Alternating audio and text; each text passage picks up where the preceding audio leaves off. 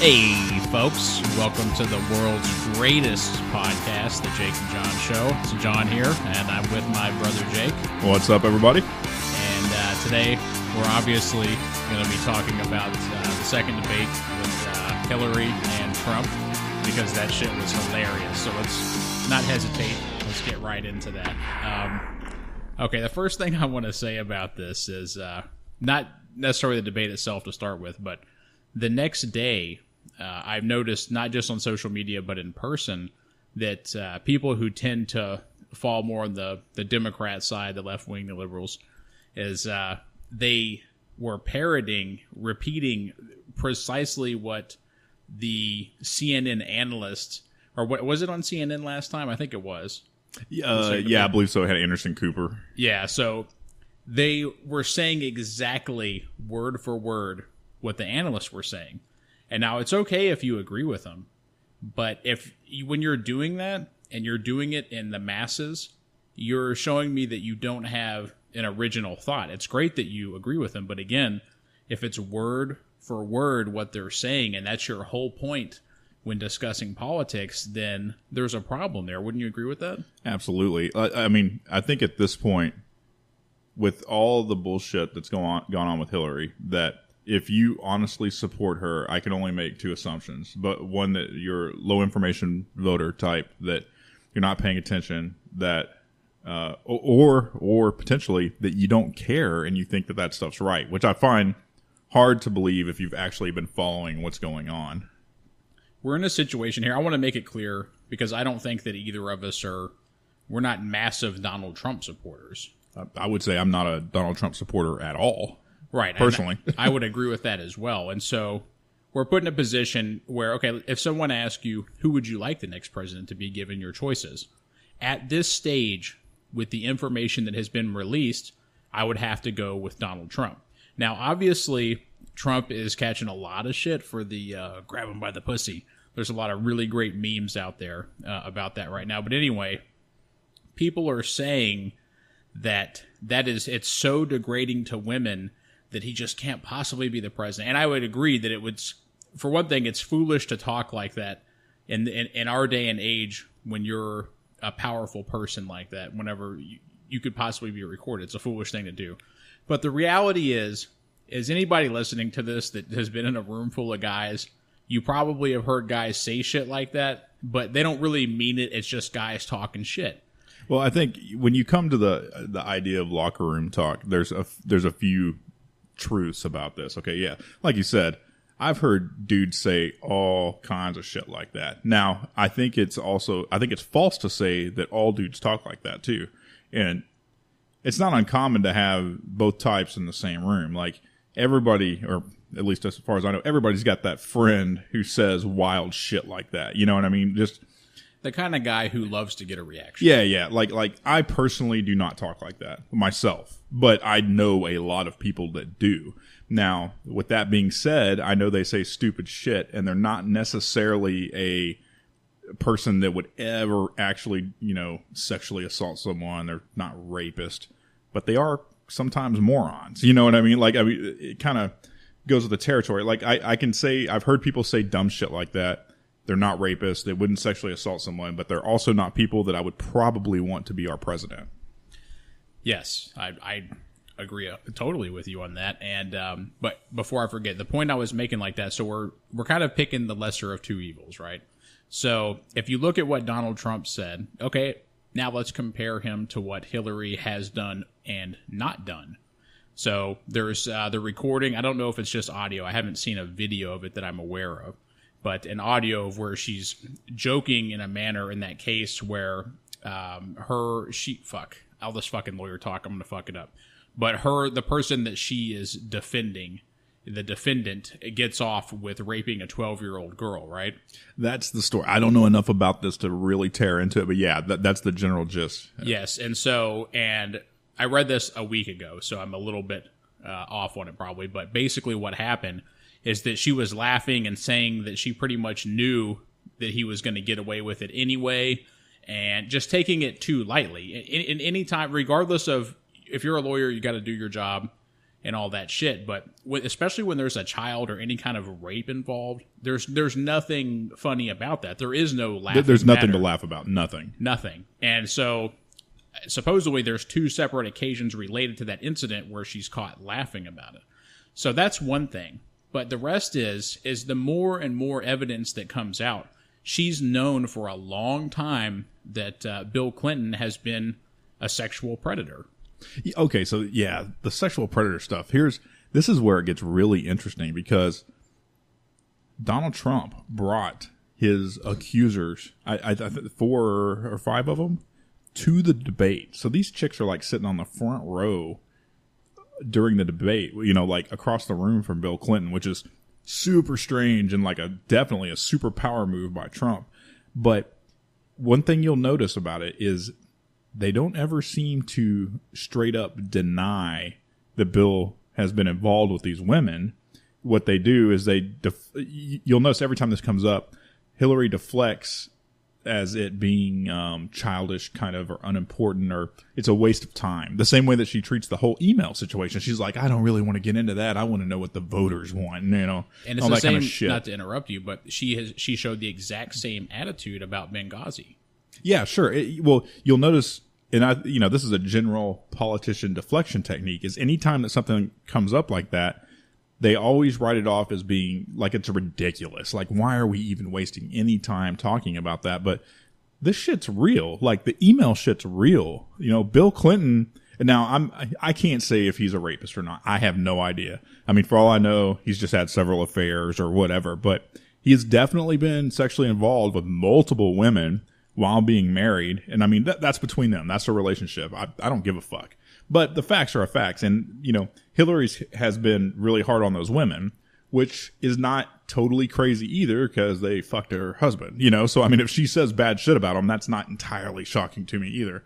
But, I think if you're going to come out and there's no doubt, let's say Bill Clinton, there's no doubt he's a womanizer. Like, I think that's a safe thing to say. So, it is kind of somewhat hypocritical for her to put up with that shit and then to, fuck with other people about things that haven't even necessarily happened beyond, being a thought crime or like having said something retarded, and I don't want to defend Donald Trump, because I would not be shocked at all tomorrow if I think people are already coming out saying he touched them and shit, but who knows if any of that's true. That's pretty opportunistic timing, right? So, but I wouldn't be shocked if any of that shit happened. So I'm definitely not going to get in the business of defending him.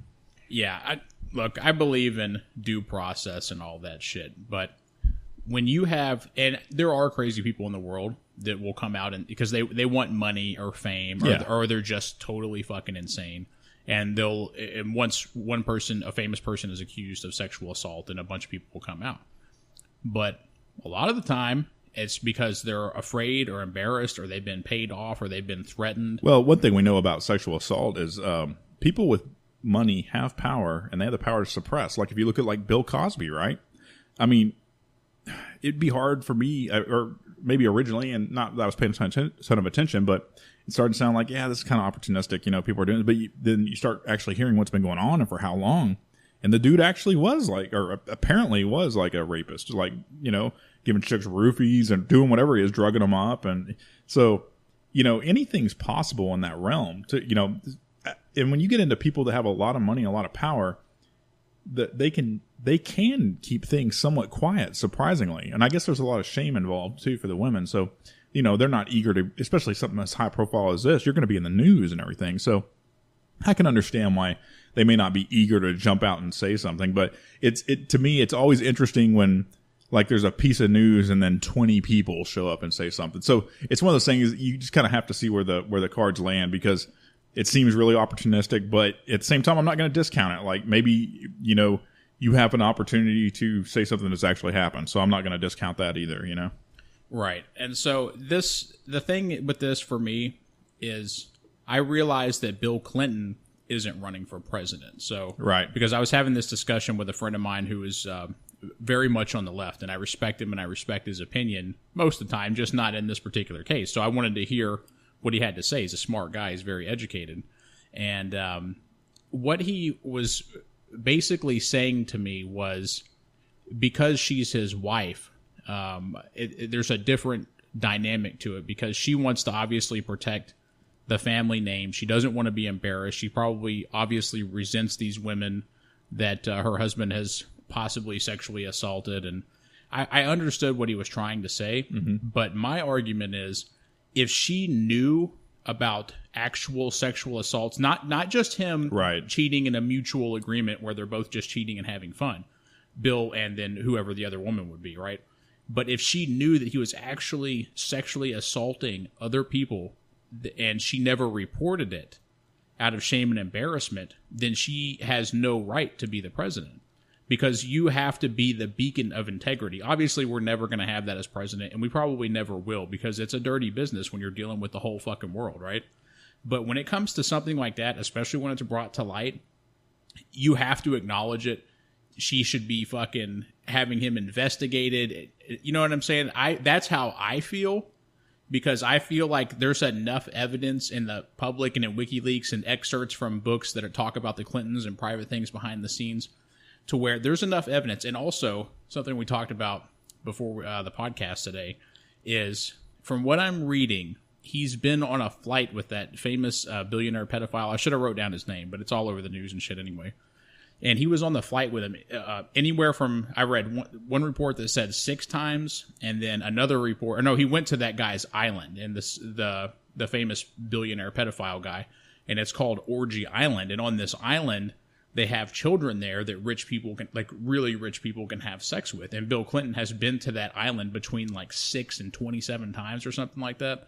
And it was reported that he also went there without his Secret Service. So if I'm looking at his history with what's allegedly sexually assaulting women, and he's going to this place, and you're a prior president and a super successful, very out in the open, like the world can see you and know your business. Why the fuck are you hanging out with this guy?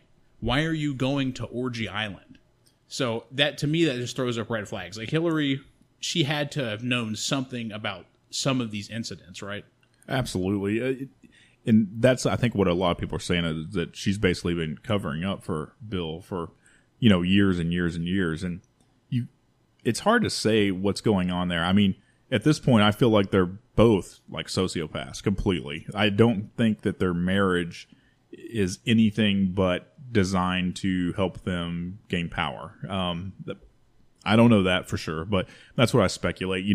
I've read things before about, that they basically had Chelsea to improve their image, I guess. It seems like, it's some of this, it's so hard to like weed through some of this shit because when you get into politics, it's all people, perceiving things certain ways, and not only that, but making up a lot of stuff. But, it seems that people seem to gravitate towards them doing everything they do in order to create an image, to gain power, and to, get money and gain influence. So it seems kind of true. I mean, and even if none of that's true, like we know for like as far as Hillary is concerned, fuck Bill, right? We know for sure that she had the email scandal. Like, and I don't care how she tries to whitewash that. Like, it doesn't make any sense whatsoever. Her explanations don't make sense. Why do you have your own server that you keep your shit on? That you have the fucking NSA, like arguably probably one of the best like information intelligence agencies in the world, and you tell me you can't get a fucking email account? Like, I don't buy it. I don't care what she says. Like, not only that, but like when Comey came out, he told us she lied. Things she has said, you can watch the side-by-side videos on YouTube. She fucking lied about very important things. Not only that, she didn't know what the letter C meant on emails so that they were confidential. So when she comes out and says, I didn't send any confidential email, it's like, how do you even fucking know? Because you didn't know what the C meant, you dumb fuck. So I can't trust what you're saying. And not only that, so you deleted the 35,000 emails, the stuff that didn't get turned over. Like, there's fuckery going on in there. There's a 100% chance that there's something fucked up about that. So that issue alone, I don't know why that one sits with me so much. It's just because it's so fucked up and it's so stupid. And we know it's a fact. So why are people continuing to defend that shit? I have no idea. And I know she's full of shit saying that I didn't know what the C was and all that, right? Because I was in the military and you have operational security training, and this goes from the very bottom all the way to the top. Mm-hmm. You know, when you have access to any type of secret information, even if it's lower level, you know exactly what everything means because it's drilled into your fucking brain. Well, it seems like this is okay. So a lot of these situations are very complex, and they don't always have like a binary answer. It's not, you can't always say it's this or this because sometimes that the issue's too complex. But in this one, it's not. That's not the case. She's either incompetent or she's lying. Like there's no other two ways to get past that. It's either A, you didn't know what the fuck you were doing, you're incompetent. Or you did know what you were doing, and you did it anyway, in which case you're lying. So one of those two cases are true, and neither of them are an attribute that I want in a fucking president. Exactly. I couldn't have said it better. That's exactly where I was going with that, because she did know, and she did it anyway. And this goes. And I want to say this. It's not just about the sex scandal or potential sex scandals with her husband that she possibly knew about, most likely, at least some of them. And it's not just about the emails and shit, but also with Benghazi.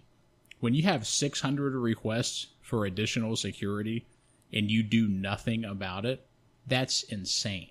Like, think about that, man. If one of your friends is over there, whether they're in the military or they're a government official, doesn't matter. If they need that fucking protection so they can come home for Christmas or you can see them again, send them send them the fucking, send another fucking, I don't know, 100 Marines over there or whatever it is that they were requesting. I don't know. Either get your people the fuck out of there. Yeah, or that. Get them the fuck out of there. And she didn't do shit. So, to me, those three major issues among many more that I have, it just makes it, in my mind, impossible for her to be our president. Well, it's so strange to me that and it's because we have this bizarre two-party binary system in the United States that people feel like they don't like Donald Trump, which I'm on board with. You don't like Donald Trump? That doesn't shock me at all.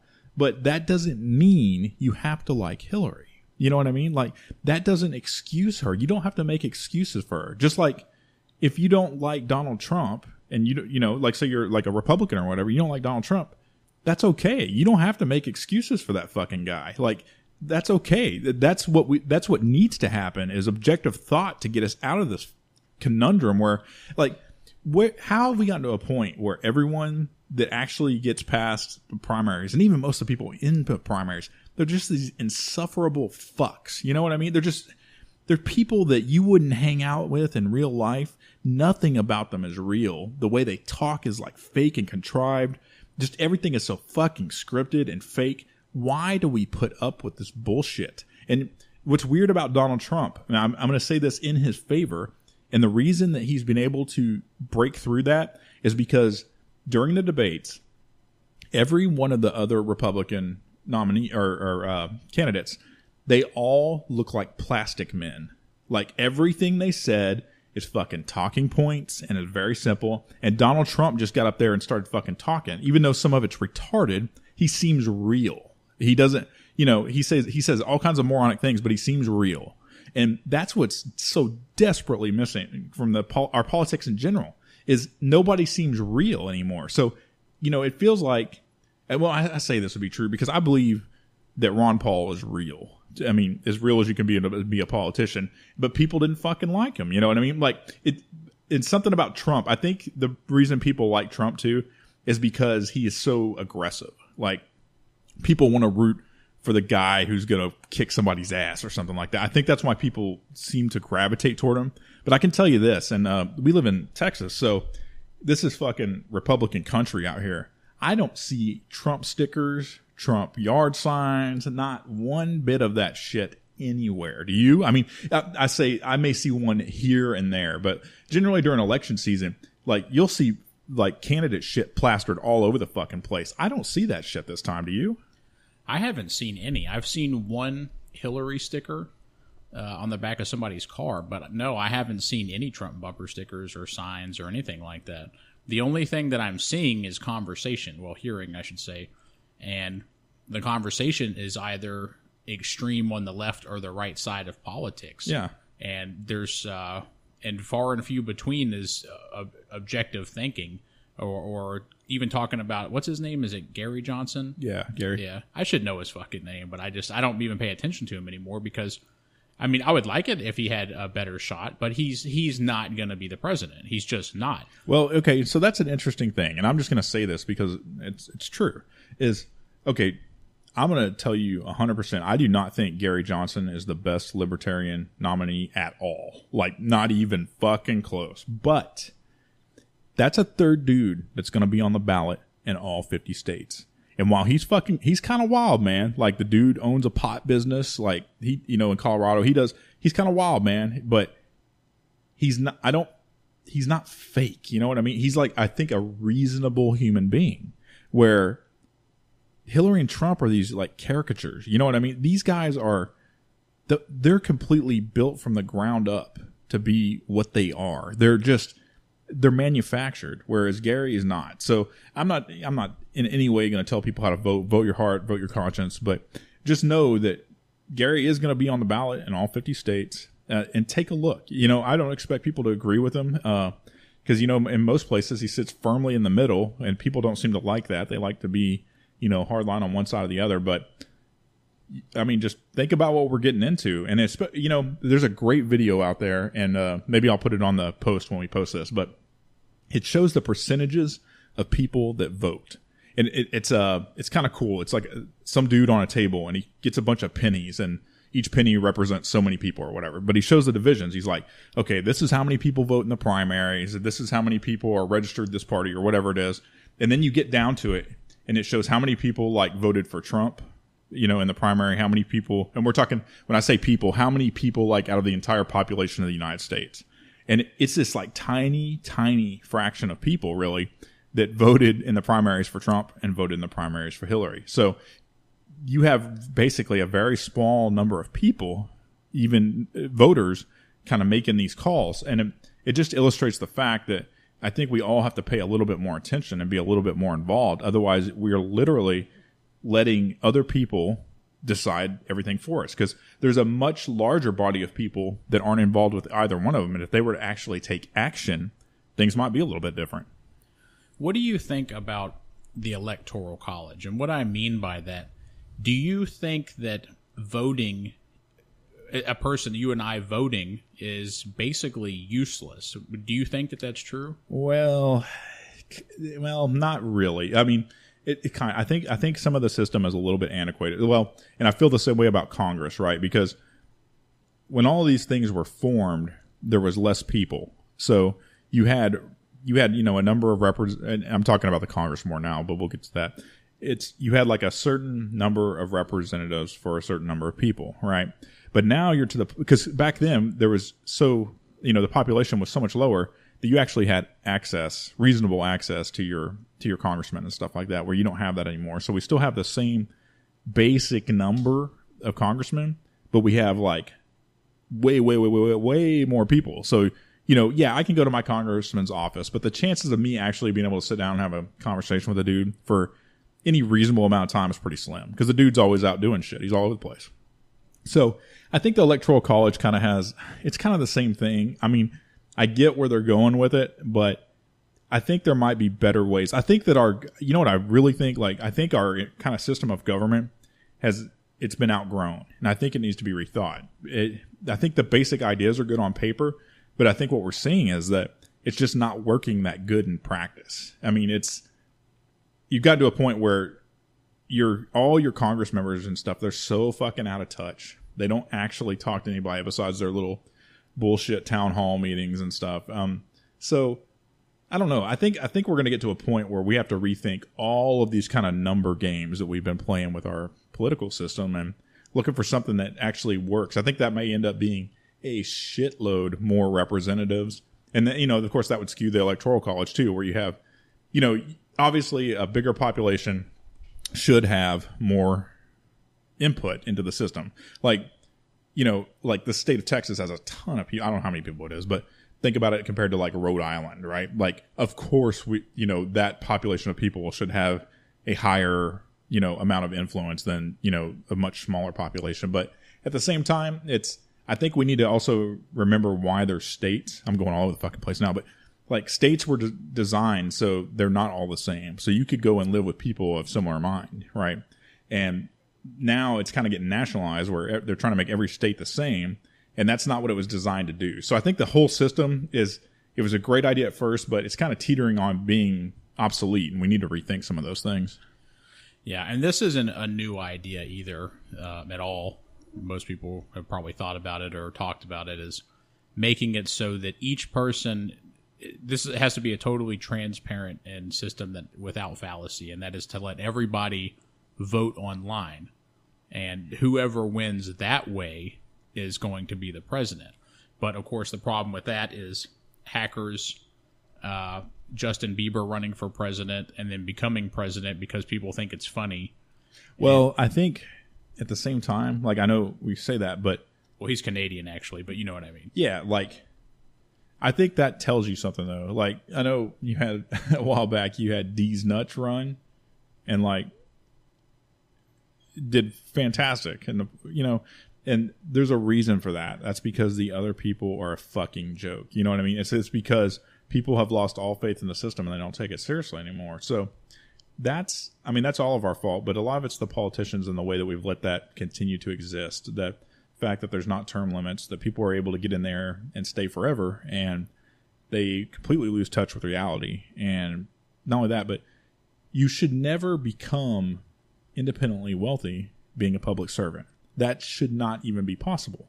But the fact that it is tells you that there's tons of fuckery in there, and there's stuff that needs to be addressed to get that fixed. But at the same time, I don't know if people who aren't just like power-hungry sociopaths will run for some of those offices. I mean, that seems to be a common trait, and I just don't know that there's that many reasonable people. I mean, if they're reasonable, good people, they're probably not going to be politicians because they're not attention whores and they're not, just wanting to be in the spotlight. So I think you have this weird dynamic where it's kind of hard to find that person because there's just not that many people that exist.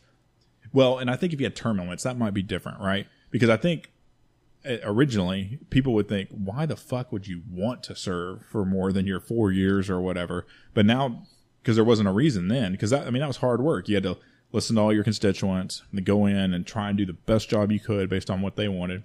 But that's not even kind of what it is anymore. Now it's like they go to their cushy offices and just make a shitload of cash from lobbyists. So I don't know, man. There's so much that has to be fixed, and I think people have to recognize that though before we can make any steps forward.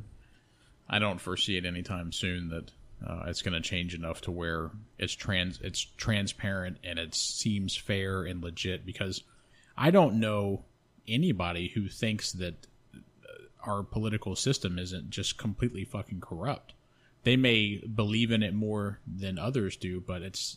Well, something that's weird on that same note is that, so, like, the Congress has, like, a less than 10% or around 10% approval rate, right? But usually incumbents get reelected with, like, very high margins. So everybody thinks it's somebody else. It's not my representative, it's another one. But everybody thinks that, so they don't fucking change anything. And think about how strange that is. So this same shit Congress that only has 10% approval, everybody votes them right back in.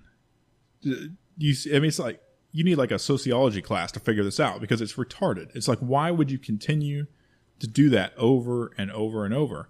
And, I guess a lot of people genuinely like their representative maybe or don't know better, and once those people get in there, they just camp out and hang out and do very little. I mean, because I think it's safe to say at this point, we've had plenty of Republican presidents, Republican Congresses, Senates, and we've had plenty of Democrat ones, and nothing ever gets any better. Nothing changes. So that tells me that shit's not working. And I think until everybody kind of gets on board with that and they go beyond just reading headlines, that we're kind of fucked on that until... I think something big has to give. I think we're getting closer. I mean, we have Donald Trump running for president. So, I mean, we're like one step away from like a fucking WWE wrestler being up there. One season away, maybe even. So, I mean, maybe that's what it takes. You have to have the great fall before you can rebuild. Yeah. I think that either way, no matter who wins, if I had to guess, I'm guessing that Hillary will probably win, just based off of the way our world works, the way our country works. But I think that whoever it is, there will be a great fall of some sorts, because supposedly like a close, what's the word I'm looking for? Confidant. I don't know. To Putin is saying, is it Putin or Putin? I think it's Putin. I think it's Putin, but yeah, fuck. Putin just sounds funny, but is saying that if Hillary is elected, that America better watch the fuck out, basically. And it's like a threat, that because they want to deal with Donald Trump, obviously, over Hillary Clinton. And so that in itself is bad, because then the reason you live in America is so that other people can't tell you what to fucking do, right? Yeah. So, but anyway, I don't know what the fuck's going to happen with that. But to get back on... Let's get back to the debate, because there was some funny shit that happened during that thing. Yeah, so everybody's aware of Trump's one-liner about because you'd be in jail, and that was probably the funniest fucking thing I've ever seen in politics, because I didn't disagree with what he was saying. People were saying, well, that's what a tyrant would do, and I totally disagree with that, because if she's fucking guilty, then it needs to be shown that she's not above the law. If she was anyone else, she would be in jail. Exactly. You got your Edward Snowdens, your Chelsea Manning. You've got all these people that have disclosed confidential information before, and there's a fucking target on their heads. Hillary Clinton, she's a fucking Democratic nominee for president. That's horseshit. And based on what Comey said, it's 100% true that she fucking lied about all that. So I just don't get it. And, there was, I know we talked about this previously, but there was great questions asked during that. They were like, why do we care? I mean, what does it matter if information is confidential if we're just going to let it go and not do anything? There's no repercussion. So there's got to be, like, someone like her has got to be held accountable. And we can't pick and choose where we apply laws like that. So, yeah, what he said, I can see why people would say that's kind of tyrannical. But at the same time, in reality, outside the Clinton bubble, she probably would be in jail. And if not in jail, she'd definitely be in deep shit, and not just kind of like a little slap on the wrist and then go on with your presidential campaign. And that in itself tells you that there's illegal shit going on behind the scenes, that it probably has to do with money and threats, and that's why she hasn't been punished for it. Yeah, heads need to roll, like, up the fucking chain. Like, everyone who's let that continue to go on, they need to be held accountable for that, whatever that means. That means jail time, being charged with a treason even. I mean, I don't know. Because there's people that are not doing their job. They're not protecting national security for sure. And you can't tell me if Hillary Clinton doesn't know what the fucking C means on her email, that she knows jack shit about email security. So it can't be taken seriously, and it can't be taken lightly. And people should not forget about that, nor let her get away with it. And this is something that's a little humorous to me, is usually it seems like when somebody gets their ass whooped by the cops, and maybe it wasn't 100% justified, but they were high in public and they were fighting back and they got beat up a little bit too much, or they possibly got shot. People on the left side, it seems, typically want to stand up for that victim more than people on the right, whereas the people on the right are like, well, you play stupid games, you win stupid prizes, Yeah. But so my point here is, if you're more on the left side of the house and you're the person stepping up for the victim, well, in this case, Hillary Clinton is that cop. She's the one that's getting away with what the cops are getting away with in your viewpoint, but yet you're still standing up for her. She's above the law. She's fucking people over. And I know a lot of this shit is conspiracy theory, but there's, in my opinion, at least enough evidence to look into it. And I talked about this before, is the people who have died mysteriously that are directly connected to her and her husband and their little camp when shit's going wrong or information's about to come out. And those numbers are high. And I've read, again, anywhere from 17 to over 100, depending on how you look at it and how closely tied they are to that family. So this is a topic that I admittedly know very little about. I mean, I'm aware of that situation. But how probable is it, in your opinion, that these murders and things are actually tied to the Clintons? To me, I don't know about hundreds of people, but I think that it's probably legitimate. I think that people have probably died who could have endangered them. Because remember, it's not just the Clintons. It's not just Bill and Hillary and Chelsea. This has to do with all their business partners, the people that they're in bed with. And when you're exposing stuff, especially a possible pedophilia ring, and God knows what else. I would not put it past either one of them to send out someone and have that person killed to protect their name and their business interest. Because it's obvious at this point that they're both fucking sociopaths, and perhaps all people that run for president are to some degree. But if nothing else, you can tell that Hillary Clinton is not a moral person at all. Not even a little bit, not even 1%. And so for her to pay some black ops guy, however much, some professional assassin, to pay him $1 million to go take some guy out, and that's what this guy does for a living. He doesn't give a fuck. He's getting $1 million out of it, right? So to me, it doesn't seem unrealistic at all. It may seem unrealistic to the average just kind of person who doesn't do much. You know what I'm saying? They don't know much. They don't do much. But for me, and I'm just saying, dude, I think that it's 100% likely that they have had a lot of people killed. I don't know which number to believe, but yes, to answer your question, I think it's a very real thing. Okay. I have another question for you. So today there was more emails released on WikiLeaks, and I have a question about the ethics of WikiLeaks and what's happening. So I'll kind of give you my opinion a little bit, and then I'm curious what yours is. So I think you have some interesting things happen, like we had with Snowden, with all the revelations about the NSA and the mass surveillance and things like that, where it would have been otherwise impossible for the public to know about that information, and it actually has spurred public policy changes, based on the information that came out, because some of it was so fucked up. So I understand that it was unethical, I guess, on his part. So, well, I guess to release it like that, but at the same time, if he felt like he couldn't be protected as a whistleblower, is that a bad thing? And I say that I guess each one of these situations has a little bit different context. So like the hack of the DNC, the Democrats have come out, on several occasions, they say things like, they chide the media. They're like, you shouldn't be using, sources that were, stolen sources basically to build your stories and things like that. But some of this information is really damning, and there's no way that this could have otherwise been known. So it walks on this kind of like fine ethical line, and I'm not sure where I fall with it necessarily on, like, I think the information coming out definitely around the campaigns has been very telling. I mean, it basically tells people what a lot of people already think, that they're just fucking crazy and everything is completely made up.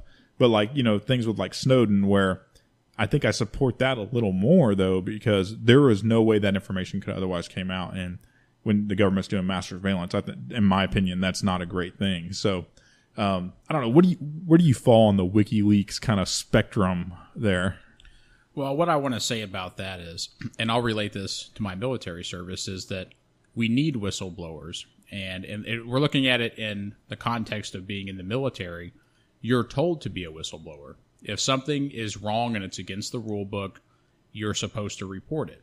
And if the by the book action is not taken by the person you report it to, you continue to go up the chain of command as far as you have to go. You have to wait for the process for each chain of command, each part of the chain of command to do their thing, And then if they end up hiding it or doing nothing, then you go to the next step above them.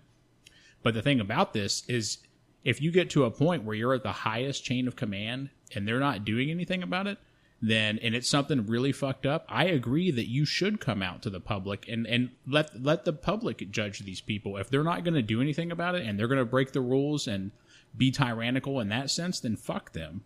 So I think that applies especially with like Snowden. So what do you think about the like DNC email leaks and stuff? Because like, while that did provide some very good information, it helps you provide context around some things that happen, though that was stolen data. Like, I mean, someone hacked a system. That's like somebody hacking your email and then giving out all your email. It's literally the same thing. Because that's not really a whistleblower situation per se, is actually going in and stealing data and then giving it out to the public. How do you feel about those? Right. So that's a little bit different, but here's the thing. If they're technically not doing anything illegal or immoral, then, well, I can't even say immoral because in a sense that's an opinion. Well, it's not just in a sense. Being immoral is an opinion based off of your own personal beliefs. But if they're breaking the law, I'm okay with that information being brought to light if nothing is being done about it internally.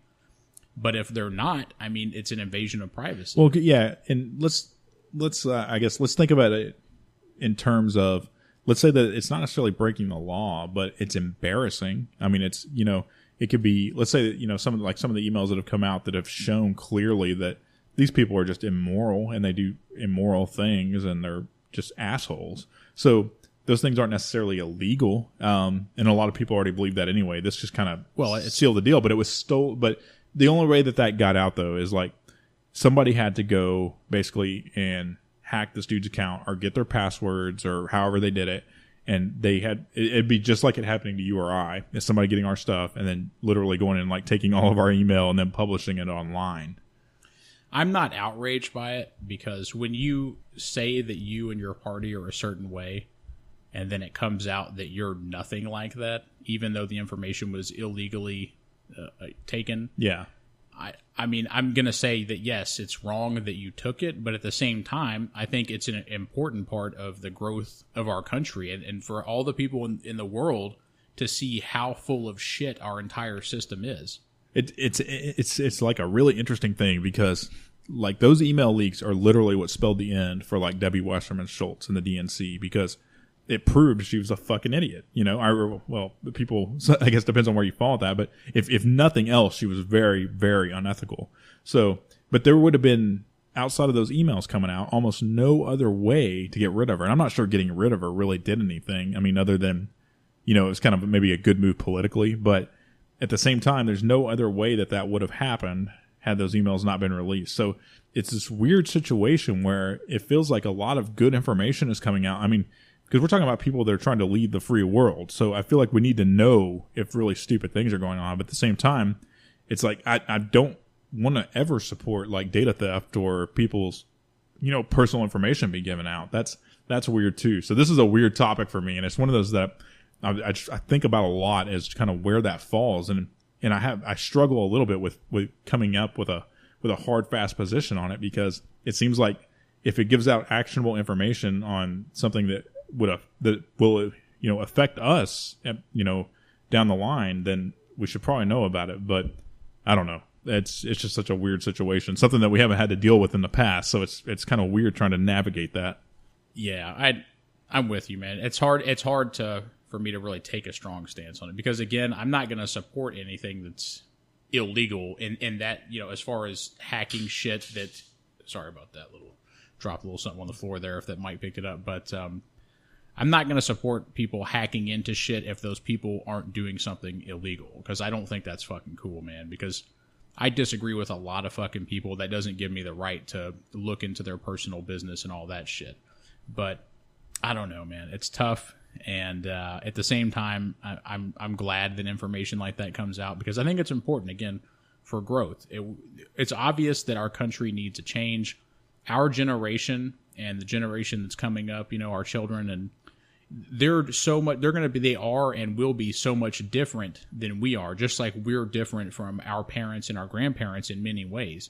And a lot of that has to do with how fast information travels now, and you can get instant access to everything all over the world, and cultures are coming together, and there's still many, many separate cultures, but cultures are starting to collide, and eventually, this goes back to where I wish we were all aliens, like we would just all have one culture, of love and discovery and all that kind of shit. And I think eventually because of this, we're heading in that direction, but I don't know, man. It's just a different world. And all these old motherfuckers with these old stupid ideas that still, man, this sounds disrespectful when I say this, but like pretending so hardcore that this religious bullshit is all real, and all that shit tied in there, it's just gotta fucking go, man. All of it. It's such horse shit, and it brings people out like Hillary Clinton, she was against gay marriage, and now she's for it, and And it's all tied back to not just religious bullshit, but just being full of shit, saying what people want to hear so you can get the vote, and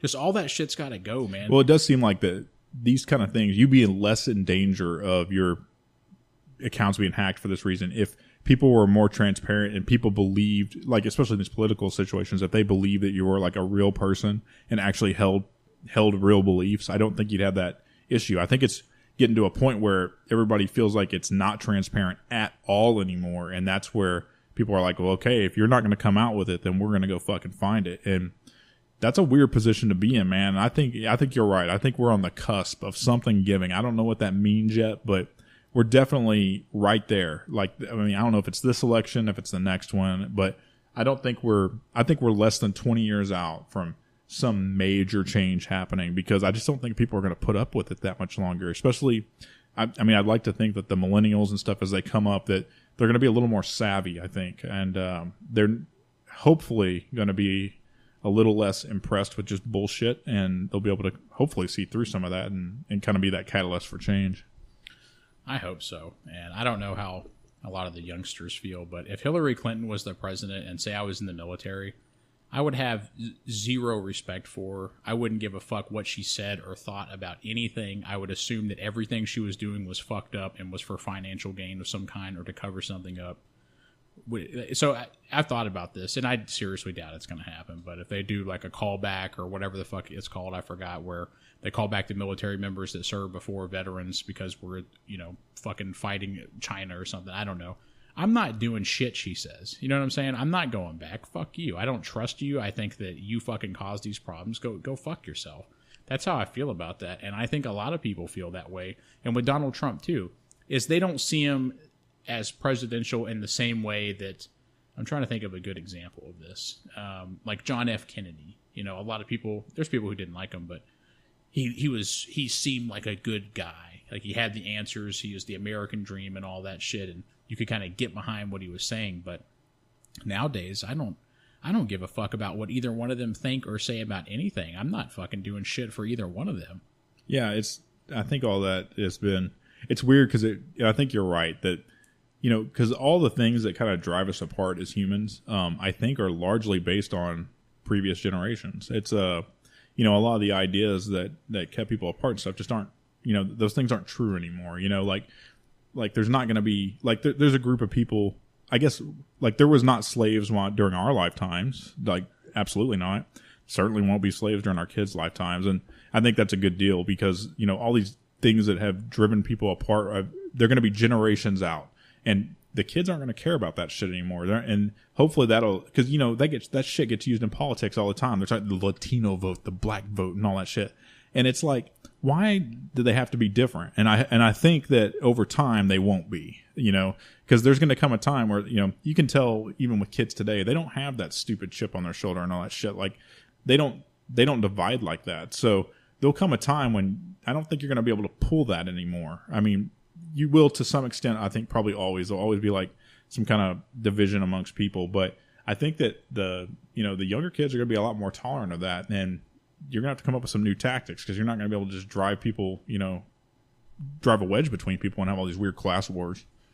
Yeah, and I'm sure you've seen these memes before. It's a picture of a kid getting spanked. It's like, back in my day, my parents spanked me and I turned out okay. Yeah, right? Yeah, sure.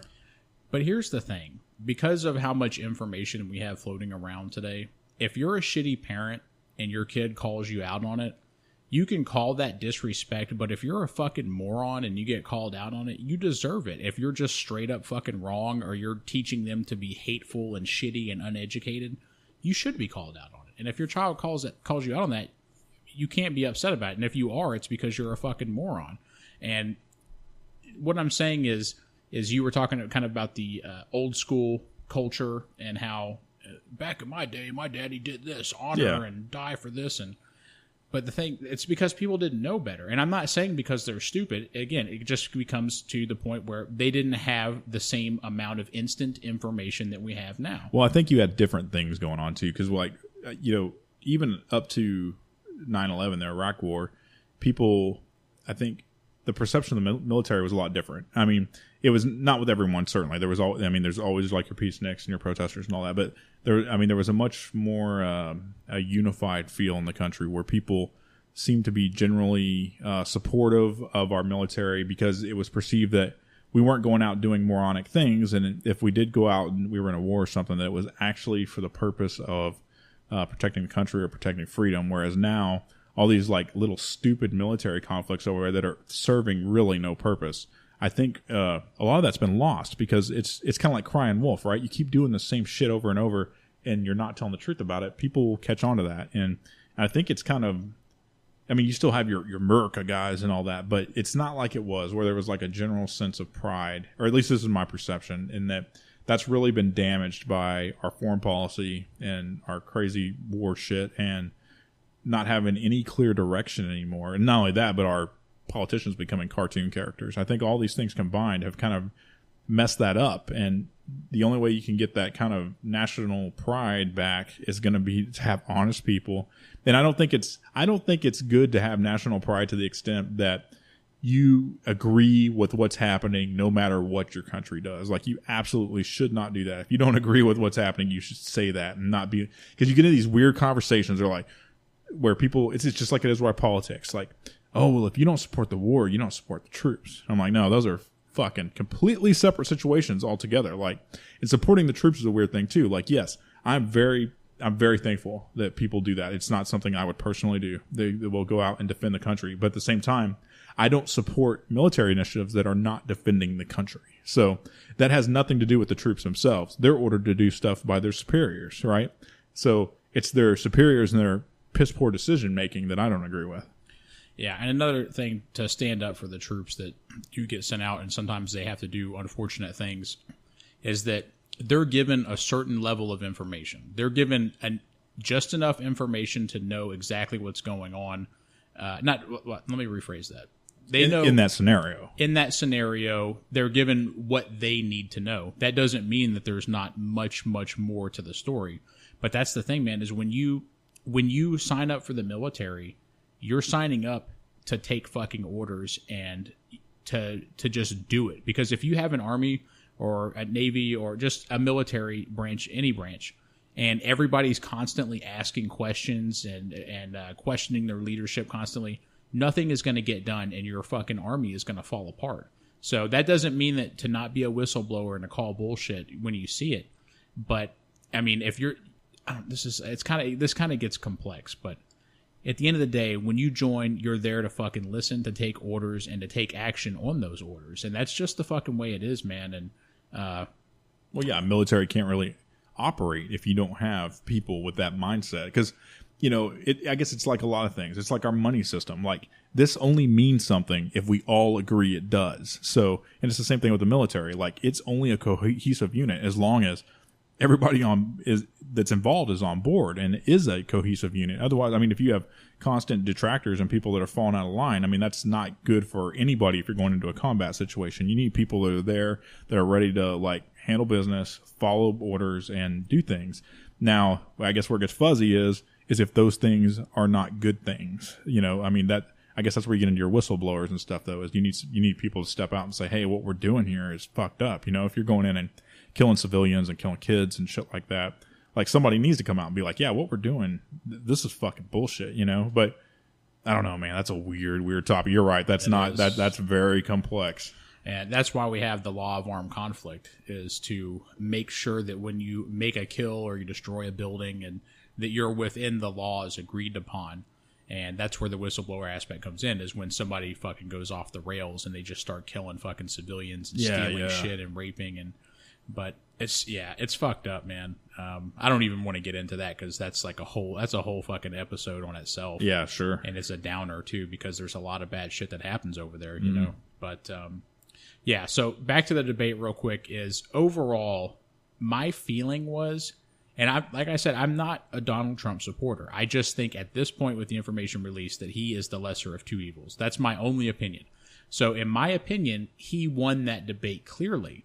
But the interesting thing about, it's not even interesting, it's expected, honestly, is the media is mostly, the popular media is mostly left-wing shit. As far as I can tell, everybody except for Fox News is basically left wing.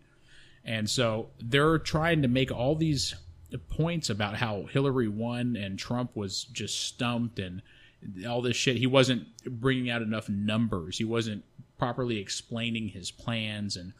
But that debate, that second debate, was so much more important than that shit. If I want to just go into all that shit that they're going to say that's on their website anyway, I can go to the fucking website. I want the real issues to come out. Who has the best character between the two?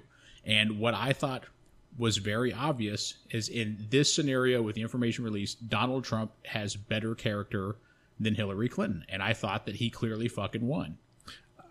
I'm gonna have to say I agree. Like, I mean, from a debate perspective, he whooped her, man. Like, and he did it in some way. It's this is horrible to say, but it's because a lot of the stuff he said was true, right? Like, I mean, a lot of the things he said about her email, you know, about Bill Clinton. I'm not saying every piece of that's true. I don't know all the details, but these are all very real things that they brush under the rug, and the media brushes under the rug for. Like, I get it if you don't like Donald Trump. I know I've said this, but you know, I'm very skeptical of a person also that's like an I'm with her Hillary supporter, because man, she's a shitty person, man. And it's okay to say that, and it's and, you know, even if you're a Democrat, if you're a liberal, like, pick a better leader, man. She's not the one. She's not she, like, people always say she has the most experience and all this kind of stuff. It's like, what? Like, being a shitty person, doing shitty things. I mean, that's what I see. So, at any rate, I think we're at almost the comical phase of American history, where we're bringing in probably the fucking stupidest and worst people possible to be our leaders. It's idiocracy. It is. It's the grand fucking prophecy, man. And Mike Judge, he's the Beavis and Butthead guy, right? He's the same guy that made that movie, I believe, Idiocracy. Yeah, I'm pretty sure it's him, but he made a funny comment about that. I don't remember the exact quote, but basically that's what we're seeing is the movie is coming to life. It's coming to fruition. Yeah. And they're having screenings of it. I don't know if they already started doing it yet, but it's so true because that's exactly what it is. It's a joke, and I think most of the world is probably laughing at us right now. And it's just, I don't know, man. I can't take this shit like overly serious. Well, we've got to a point now where like all these things that have been created as satire, like it's hard to even have satire anymore because our reality is what our satire used to be. Like, it's so stupid that it's hard to even have jokes about it anymore because the joke is reality. It is. And, but man, I don't know if I have any more juice left for politics right now. Do you have anything else you want to say? Not really, man. Yeah, I really didn't expect to talk politics this whole time, but this whole situation is just so strange. It is what it is. But yeah, I promise that next episode we will not go full politics mode. We got some other shit we want to talk about too. But yeah, this is a weird time in history, man. And I guess all I can say is encourage everybody to think, man. Look at what these people really are, what they're doing, and if you don't support them, don't fucking support them. I agree with that totally. And sometimes when we talk about politics, I feel like an idiot because I only keep up with it in spurts. It's not a full-time hobby for me. And so sometimes I might forget certain things or facts and all that shit, but I still stand by my convictions that Hillary Clinton's a fucking piece of shit. But anyway, to change the tone a little bit, you and I are both going to the Texas Renaissance Festival this weekend. Yes, sir. And I'm going to be there a little bit before you. There's different obligations going on. And so back in June, around my birthday time, my girl got me these tickets to the Texas Renaissance Festival. And they're for the King's Feast. And they're expensive tickets. And so I didn't really know what it was. And before I even get into that, I want to say this, is we have kind of a long history, you and I and our family, with the Texas Renaissance Festival. We've always been into medieval shit and movies and artwork and video games, and even as far into the nerd realm as Dungeons and Dragons and a little bit of tabletop Magic, the card game, when we were younger. And we've always just liked that shit for some reason. I don't know. We never really we kind of like Star Wars and all that, but we never really went into the space route as much. Yeah, more the fantasy genre. Yeah, and so we've always been into it. And you and I went a few times as kids, but there was this one epic time that we went. And I think it was probably 2002. And it was you and me and two of our cousins and our cousin's now wife. I believe that was just the crew. And every single part of it, all of us, including his wife, are all into this shit equally. We all love it. And so it was the perfect day. You know, it's hot as fucking Texas so much. But this time it wasn't hot. It was maybe 70 degrees, 72 degrees. A light breeze was going through. And there was a little bit, some clouds in the sky, or overcast, I should say. And it was just awesome. As soon as we went in, we just kind of all knew that this was going to be the time, the perfect time to go. And we went there, and we had a fucking blast from the second that we walked in there to the second that we stumbled out of there. And it was just fucking badass, and we've always loved it. And so anyway, back to the King's Feast. I just wanted to give a little history on it. My girl got these tickets for my birthday, and we're both really excited because she loves the Renaissance Festival too. She likes medieval shit, Game of Thrones, stuff like that. And so what it is only a select few people get to do this, and you get to sit with, or you sit at tables, and then the king is in the room, the king of the Renaissance Festival. I know if you're not a nerd, who gives a fuck, right? He's an actor, but fuck you. He's the king on that day. He's the fucking king. And so he'll be there, and then a select few other people that got these special tickets. I think there's 100 people in the room, or 90 or something like that. And we'll all be sitting there feasting and drinking wine and ale and fucking eating turkey legs. And that's what I picture, dude. You're going to be like, you have like turkey legs and drinking wine out of a big fucking goblet, or something like that. Hell yeah. And so, so I was reading up on it on the website, and I guess there's some kind of game that's played. I don't know if the people, the patrons, I guess you would call them, they spin a wheel, the king's wheel of some kind, and you have to do something in order to get something. But I don't know exactly what that is or how that works. So I don't know if it's tied to alcohol or what, because I think that you have to be of drinking age to be in there, but you don't have to drink, obviously. I can't remember that because the details on it were so fuzzy, but I'm obviously going to talk about this on the next podcast about my experience, so I could be wrong on some of these details. I just couldn't find enough information, but I'm super fucking psyched about it. And but the thing is we're not dressing up this year because it's going to be, I think, 86 degrees on Saturday, so it's too fucking hot. You've dressed up before, I've dressed up before. And if it's hot outside and you got all that medieval shit on, dude, you're sweating your fucking balls. Yeah, you need a nice cool day for that. Like if you can get like in the mid 50s or something, that's like ideal Renaissance Festival weather. It is, man. And but I want to talk about this memory, and I want to know if you remember it. And it was on that epic day that I talked about back in I think it was 2002. And we're just walking around and we're just having a blast. Everybody's sipping a little bit of beer and shit, just loose, feeling good. And we hear this lady chanting and dancing and shit, and we come around the corner and there's this big shop there. It's one of the most popular shops. I think it's called like the Pirate Store. What is that place called? Yeah, I know what you're talking about, the pirate place over there. Yeah, I think it's probably the most successful store there where they sell weapons and armor and shit like that. And towards closing, it's really popular. There's lots of customers that go in there, but it was still early. It might have been, I don't know, 2 o'clock in the afternoon. And so we hear this lady up there, and they're not getting a lot of business yet. And she's fucking dancing in chainmail, trying to look all sexy. Do it more like a wildling. If you watch Game of Thrones, that kind of feel. Kind of gypsy wildling looking. Yeah, and it was funny. And a few people would stop and look and clap and shit. And maybe one person would walk into the store, and then the rest of the group would walk off and fucking shoot bow and arrows or something, or go watch jousting. But we stood there for a minute because we were taking a break, just kind of bullshit, enjoying the show. And then she wasn't getting a great crowd. And then she went inside. Remember, she's on a balcony. She's probably like, I don't know, 15 feet up in the air, if I remember right. And so she goes inside. This other guy comes out, and he's wearing like scampy chainmail armor, where I think he had like a black bikini underwear type with like chainmail shorts and maybe a little chainmail thing that just kind of covered his shoulders and his nipples. And he comes out there and he starts doing this crazy fucking dance. And he would go, huh, huh, and like thrust his cock in the air and shit. And it was hilarious, dude. And you like turn around and fucking shake his ass like twerking and shit.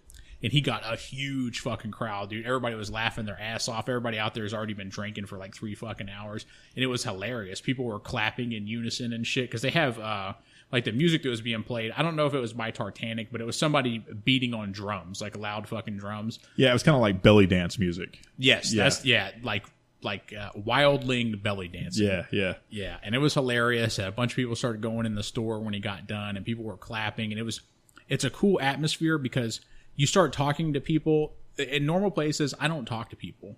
But when I'm at the Renaissance Festival, generally speaking, I'm around my people. You know, there's different level of nerds that I'll tolerate, I guess you could say it. Yeah. Like, because there's a spectrum of nerd that's super deep that I can't get into. It's like where they kind of are in that fantasy world the whole time and pretending like it's real, and they're walking around. And I'm not talking about the actors. I'm talking about people there just there. Yeah. You know, regular fucking jerk-offs like me and you. And they're talking with accents and fucking playing this role and shit. And I appreciate it because it helps out the atmosphere. But I don't really fuck with those people that much unless I'm super drunk. But other people you meet there, and you can talk to them about all the shit that you love, because it's so hard just out in the general public to find people who love medieval shit and video games and all that. And then, yeah, so I fucking love it there, and I can't wait to go. And, but yeah, so you're going to be there, I think, at what, 2 p.m.? Yeah, I'll be there a little later in the afternoon. Yeah, and then our other brothers coming, possibly both of our brothers. I'm not 100% sure about that. And it's still going to be cool. For me and my girl, it's kind of like more of a date thing, but we'll meet up with you guys later and, you know, fuck around. And it kind of sucks that we're not all there early at the same time and we're all dressed up and it's perfect weather. You know, it's not going to be like that, but someday. Hey, the year is young. Yeah. Yeah. Well, I'm actually going again the weekend after that. So I don't know, man. I don't know if you can make it then. It's kind of sudden, but hey, we'll see what happens. But I can't fucking wait, dude. Go out there, drink a little bit, and we were gonna get a cabin. There's a place by there, and it's not really a cabin. It's more like a trailer, and it's surrounding this lake, and so it's supposed to be into walking distance to the entrance. So I was thinking, yeah, we'll fucking get that, and then I can drink because I'm gonna have to drive. So yeah, I'll be there for probably 8 hours. So I'm only gonna have like 2 beers over the course of the day because I'm not down with drinking and driving. But if I have a driver or I have a cabin with walking distance, I'm definitely down with drinking. So I don't know. I want that to happen. I want us to I don't want to live in the past, but I want us to recreate that magical moment at least one more fucking time, you know? I hear you, man. Well, I'll be excited about hearing about the King's Feast, and because I've heard about that for years and years, but I've never been to it. So I'm hoping to hear that it's fucking awesome, and I can do that again one of these days. Yeah, it's going to be the shit, dude. I want to dress up so bad, but it's going to be too fucking hot. But I think we're getting close to running out of time. I'm not sure. But, yeah, we're a little over an hour now. So okay, but I wanted to. I was going to talk to you about this before the podcast, but we're both short on time, so I'm just going to bring it up now. Is you're aware of what a bidet is, right? Yeah, yeah. It's like the little thing that sprays your butthole. Sprays your ass, yeah. Yeah. So I'm looking at these on Amazon, and they're inexpensive. And I'm thinking about getting one. I mean, just generally speaking, would you agree? It's probably a good idea to get one, right? Like, why not? I can see no negative to it. Yeah. It's actually, to me, almost strange that we use fucking dry toilet paper and not like a bidet or something. Yeah, I was talking about this with somebody, and they made a good point. And you know what? This sounds kind of gross, but most people have probably experienced this, like, at least at some point in your life. You wiped your ass, and then you broke the toilet paper and touched your butthole, and then you smelled your finger, right? So you can fucking wash your finger 100 times and there's still like a hint of shit smell in there. It's like an acid that fucking eats into your skin. You got to get that shit off of you, man. So get a fucking bidet. And but I've been thinking about that a lot, dude. Like, my anal hygiene is superior to most people easily because I have these 2 shower heads, and one of them's like the general shower head, and then one of them is the high pressure sprayer. That's how I set it. And so, you know, I take my normal shower, wash myself and all that. And then, I'll fucking squat down and really let my asshole have it with the high-powered sprayer because it's fucking 2016. That's what we should all have cleaner assholes. I'm an advocate for that. But when I talk to other people about this bidet idea, they think it's fucking bizarre. And I'm like, dude, people in fucking Japan and all these other countries have been doing this shit for a long time. They think it's strange that we don't. So anyway, I'm going off on a rant on that. I wanted to ask you about that, like if you'd ever used one and shit like that. Have you used one? No, I don't think so. But yeah, I'm not opposed to it at all. Like, it makes all the sense in the world. I agree with you totally, man. I have never used one, but I've been into the wet nap scene. That's becoming more popular. What's that? Yeah. We end up getting those from Costco, actually. We get these fucking case of those, whatever the hell they are, wet naps or whatever. Yeah, but there's sometimes when you're shitting and fucking a wet nap's not enough. You know, you get some splashback on your butt cheeks or something. You got to fucking hop in the shower. You know what I mean? It's like that happens to people, doesn't it? I mean, you got to deal with each situation as it comes, you know? Yeah, but if you have the bidet, you can avoid all that shit. I don't know. I'm thinking too much about it. It's probably an uncomfortable topic. Not for you, because we talk shit all the time about this kind of stuff, but I don't know, man. I'm really into the idea of it, dude. Just having a sparkling clean fucking asshole. Because, dude, after I clean my asshole and I do all this shit, I'm using the wet naps. I walk into any room and my confidence is fucking through the roof because I know I have the cleanest asshole in that room. Does that make sense? It's like, look at all these shitty fucking people in this room. They're all shitty and I'm not. I don't know. I'm going off on fucking bullshit here. I wanted to ask you about that. I'm just fucking around a little bit, but not really. But yeah, so anyway, let's close this shit down. We're going over a little bit here of our time. We got shit to do. Thanks for listening. And I think I'm about ready to give up on this number. So I'm going to say it again and for this episode, but I don't know if I'm going to do it after this. So I got to find it on my little sheet here. So just stand by as I flip through these fucking pages. There's all kinds of bullshit in here. Here it is. All right. We want some feedback. We would love to hear it in a voicemail. So if you would like to, call us at 804-557-4691. Also, we're on iTunes, Stitcher, Google Play, and Twitter. And our Twitter is Jake and Jon Show. And also our Facebook page, which is, I'm looking at the analytics on it, and it's actually doing okay. A little bit of activity on there. And what is the Facebook page? Do you just type in the search? Yeah, you can do it just like Twitter. If you do the search and you do at Jake and Jon Show, it pops right up. Okay, great. So, yeah, hit us up. And don't be afraid, man. Give us that voicemail. Just one. You know, I'm not going to ask again because I'm getting desperate. Just one voicemail. But, yeah, that's it, man. All right, cool. Well, yeah, thanks for listening to the show, everybody. And if you enjoy the show, please subscribe on whatever platform you're on. It helps us out. You know, we're not really looking to make money off this or anything, but, you know, more listeners we got, the better. So that's cool. But, yeah, thanks for listening, and we'll talk to you next time. Peace out. Take it easy.